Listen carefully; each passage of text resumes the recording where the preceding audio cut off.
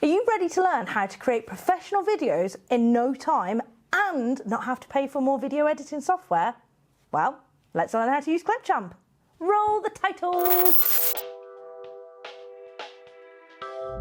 How's it going, everyone? I'm Hannah and I work with Microsoft. And welcome back to Microsoft Expert Zone UK and I, the official channel dedicated to finding out absolutely everything about Microsoft products and services. Today, we're going to break down the mystery of video editing in just 15 minutes-ish. I'm not promising you'll be the next award-winning director, but everyone's got to start somewhere, right? Clipchamp is an excellent choice for those who want to create professional videos without having to invest in expensive editing software, or for anybody who doesn't have a powerful PC for this exact purpose. With Clipchamp, you can create videos for your YouTube channel, your Instagram Reels, business presentations, promotional messages, and way more. Clipchamp is available for completely free and can be used as an application on Windows devices or as a web app, so it's fully usable from your favourite browser on any device.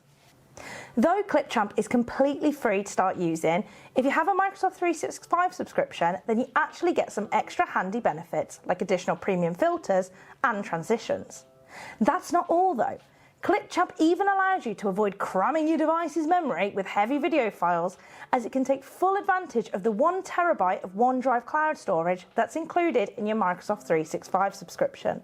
Microsoft 365, in addition to offering Clipchamp and 1 terabyte of OneDrive space, also includes a wide range of tools, features and premium apps to help you be productive and save a lot of time. If you want to find out loads more about Microsoft 365, check out the dedicated playlist on our channel. And before we show you how to use Clipchamp to create stunning videos in minutes, remember to subscribe because interesting and useful content like this is published every single week. Well, let's get editing, shall we? Let's start right at the beginning and search for and download Clipchamp from the Microsoft Store. You can also visit app.clipchamp.com from your web browser and download from there if you prefer. Then just sign in with your Microsoft account by clicking Continue with Microsoft. The beauty of Clipchamp is that it not only allows you to create videos from scratch, but also to start from a huge range of preset templates. So let's click on Templates and take a look. Click on any of these to see a handy preview. I'm really into this one, so I'm going to start editing it. The editing screen is simple to understand and use. On the left, you'll find a series of sections dedicated to managing content. In the centre, you can see a preview of your video complete with a timeline. And on the right, you have a series of ready-to-use tools that allow you to apply edits and effects to images, clips or audio tracks that you then select in the timeline. In the Your Media section, we can manage and import the content that we will use in the video.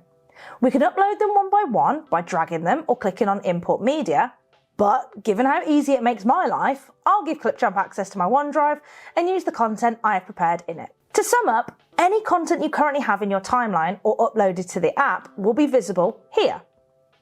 To drag these or any of the content available to you in the timeline, you just have to literally pick them up and drag them across. Videos, images and music will be automatically arranged and separated, so you can find them easily without getting confused. In Record and Create, we can record from our PC screen, capture content from our webcam, or both.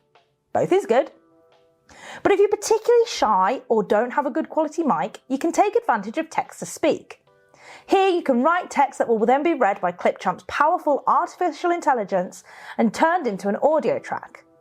This technology includes over 70 languages and as many as 170 realistic voices. In Templates, we can access Clipchamp templates again to change the current project to another, or add elements from another template in the current project. In the Music, Stock Videos and Stock Images sections, you'll find an extensive catalogue of copyright-free content ready to be used in your projects. In Text, you'll be able to create and add text to your videos, complete with animation, which you can preview by hovering your cursor over icons. In Graphics, you'll find a variety of stickers, backgrounds, overlays and shapes to use in your content. Finally, let's add a cheeky little transition. In Transitions, you'll have a good catalogue of all the available transitions that you can apply between two scenes by simply dragging them between the clips, just like this. Let's move to the timeline and start working on our first video. The timeline should be viewed from top to bottom, so everything above will cover up what's below. Items with a preview are multimedia elements, like photos and videos. These blue elements are audio tracks and the elements with a T are text-based. Each element in the timeline can be moved, lengthened or shortened in time, depending on your preference. You can navigate the timeline using the navigation bar at the bottom and zoom in or out using the magnifying glasses on the right. To show you how to work with Clipchamp, although I really like the templates we used before, I'm going to start from scratch to show you step by step how to go about it. If I use the zoom icon by the timeline, I can zoom out until I see all the files here from the template. Then I can select them all by dragging the mouse, or if you prefer hotkeys, use the shortcut Ctrl and A, and then press the trash icon to delete or use the delete key. In Clipchamp, every change is saved in real time and your content is backed up to OneDrive. But still, if you make mistakes, you can go back in time with the shortcut Ctrl and Z or by using the time arrows. I'm going to start by dragging the new audio track, which I had previously uploaded from OneDrive to the timeline, and also my video file. At any time I can press play to play the video and give it a preview. So let's take a look at how it looks right now.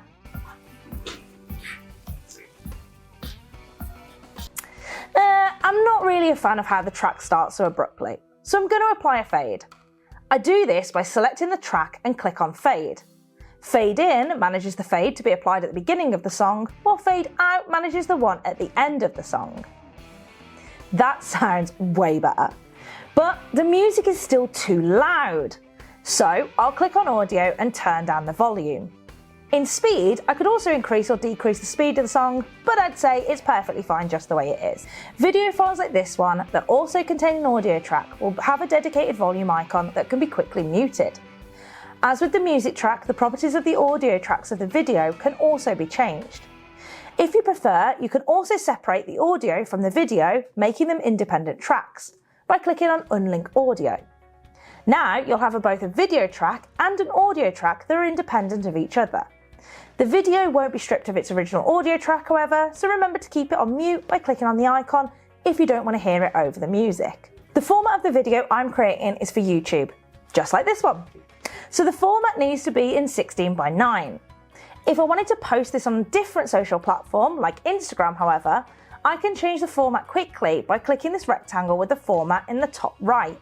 You may need to resize the video, however, to fit in this new space. So head next to the video where you'll see these convenient functions, which it will allow you to resize, flip, or even reduce to a thumbnail, whatever you've selected. Alright, maybe it's a little bit too small this way, so I'll use the handles to enlarge the video a little bit and just move it. Luckily, there's a handy visual guide and it's going to help me align it precisely.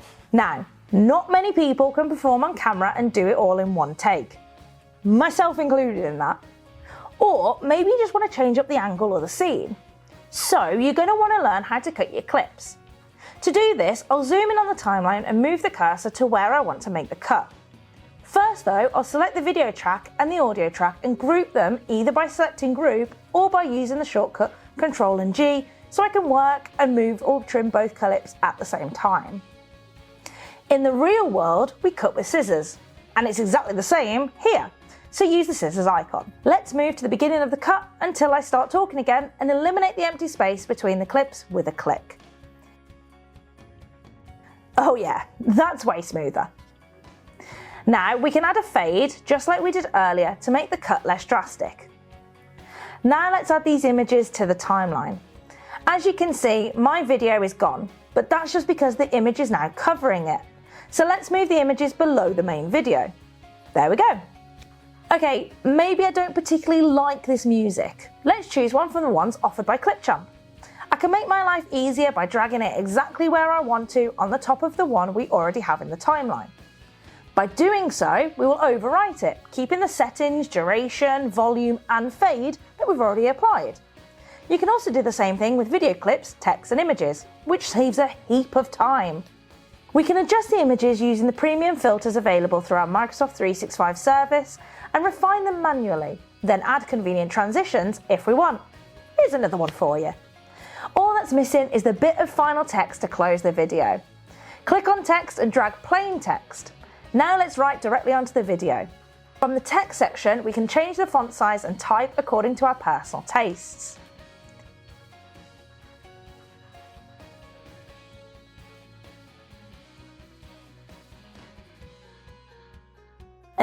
that's a little bit dull. Let's just add an animation to bring it to life. Just drag the animation you want over the text by overwriting it to apply its effects to the text that we've created. We can lengthen its duration until it's slightly above that of the video to make sure the transition is nice and smooth. Okay, I'm pretty happy with this now, so let's save it and share it. I can export our video by clicking on export and then choosing the format I want. For this example, I'm going to use 1080p. Now we can create a link to share the video, save it to our device, save it to OneDrive, or upload it to our favourite social networks. And it's done! Which pretty much takes us to the end of this video today. However, it's not the last of us talking about Clipchamp.